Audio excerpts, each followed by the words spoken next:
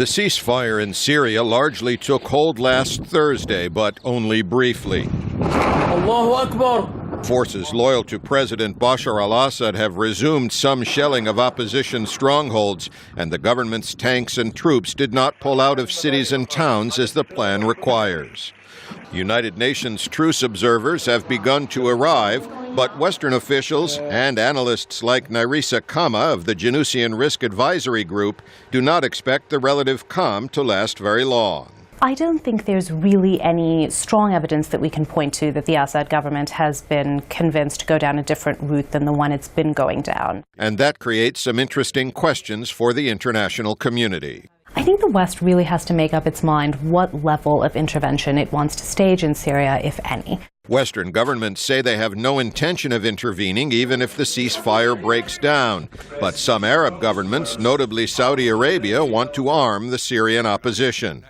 The Saudis have become leading opponents of President Assad in part to appear to champion a popular rebellion, says retired British diplomat Michael Williams. And he says the Saudis also want to put pressure on their chief rival, Iran, a key Assad ally. If the Assad regime was to fall, this would be an enormous blow for Iran.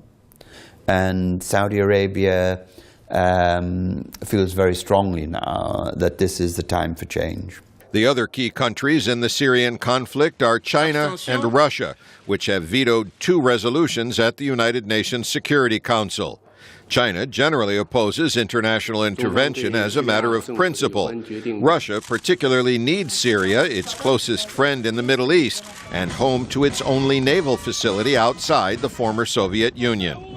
Experts say if the Assad government abandons the peace plan and ends the ceasefire, China and especially Russia will come under increasing pressure to change their policies. If it violates the ceasefire, that puts Russia in a difficult position, and it leaves the U.S. and its allies on the Security Council in a much stronger position to try and push through the type of Security Council resolution we were looking at a few months ago.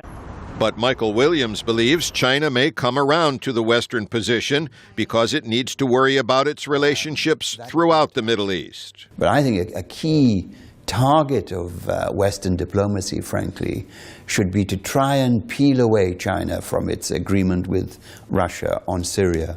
Experts have little confidence the Arab League and United Nations peace plan initiated by Special Envoy Kofi Annan will actually result in a diplomatic solution.